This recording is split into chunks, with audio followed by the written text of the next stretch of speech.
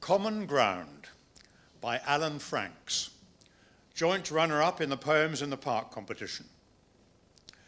King Charles I was very partial to the sport of the chase, and his passion for deer hunting saw him establish a new park in Richmond, an area he knew well from his childhood.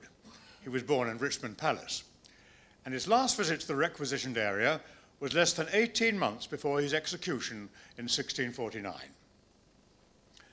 Over 100 years after the park's enclosure, hunting was still enjoyed by royalty and politicians.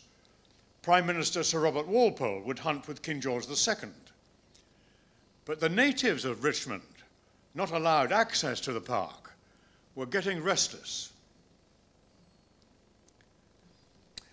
When you see the spinneys and the rides, and deer descended from King Charles's own, and London's towers so near such countryside, you might detect some bounty from the throne. You'd not be wholly wrong. Charles loved the chase, hence the presence of this timeless herd.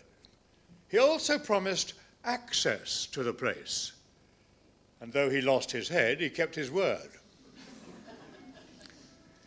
Yet this is England, whose contested ground inflates men's heads with rage until they burst. In scraps between the common and the crowned, we tend to owe the second less than the first. In 1758, it happened here. John Lewis was a brewer from Petersham, defying King George's daughter, Amelia, who closed the gates to all except her chums. Lewis, unheard of, took the crown to court and based his case on existing rights of way. Since the justice harboured similar thoughts, Lewis it was who carried the day.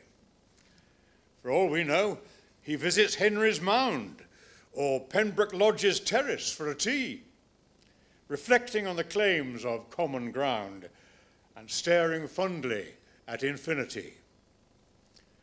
Let's praise this warden of our free estate, who lost his wealth but saved this jewel for you.